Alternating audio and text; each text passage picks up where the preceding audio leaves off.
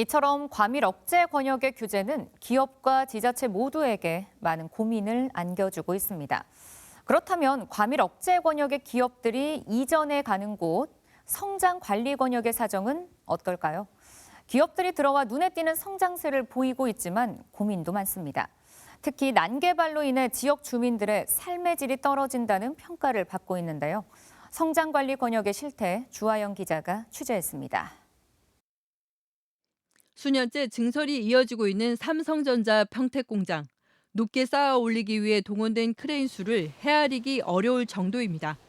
지역 곳곳에서는 삼성전자 협력업체들의 공장 건물도 하루가 달리 완성되어 가고 있습니다.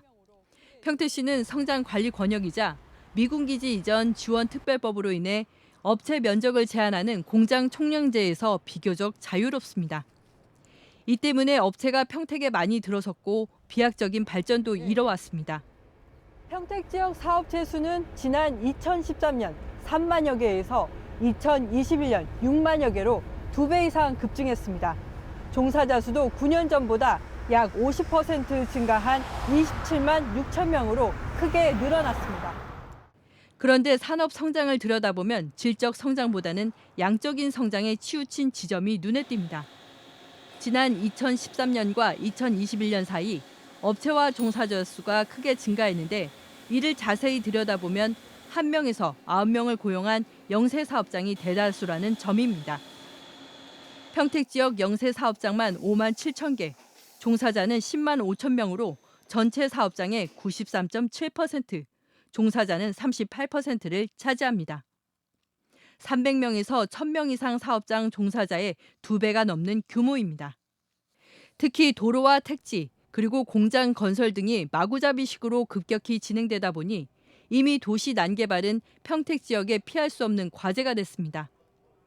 개별 사업장을 한 곳에 모이도록 하는 산업 단지화나 집적화 단지가 필요하지만 사업체의 급증에 따른 총량제에 묶이다 보니 평택시 역시 체계적인 개발에 어려움을 겪는 상황입니다. 이 때문에 충청 지역으로 이전하는 기업도 늘고 있습니다.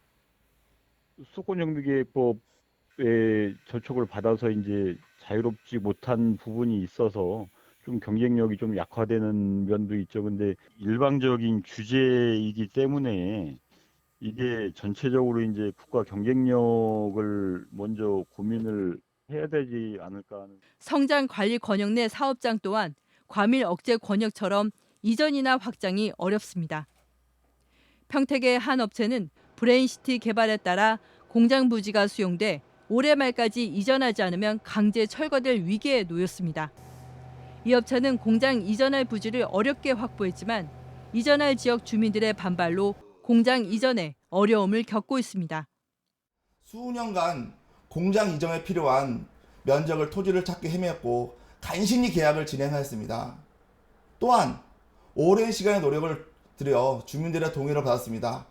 이렇게 법적인 절차를 밟아 철저히 준비를 신청하였으나 공장 이전 신청에 부결된 것은 참으로 유감입니다.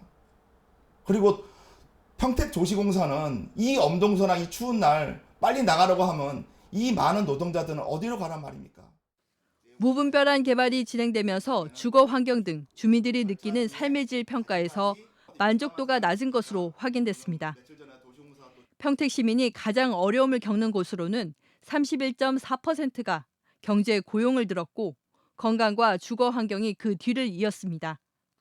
특히 청년 37.5%, 중장년 34.5%가 경제 고용에 어려움이 있다고 응답했습니다. 이는 성장 관리 권역도 해당 지역의 경쟁력을 높이기 위해 현실적인 개선이 필요하다는 이유가 되고 있습니다. 난개발로 인해 기형적 도시가 되고 있는 성장 관리 권역에 주민들의 삶의 질을 개선하기 위해서는 근본적인 관련법 개정이 필요하다는 게 이 지역 주민들의 목소리입니다. BTV 뉴스 주하영입니다.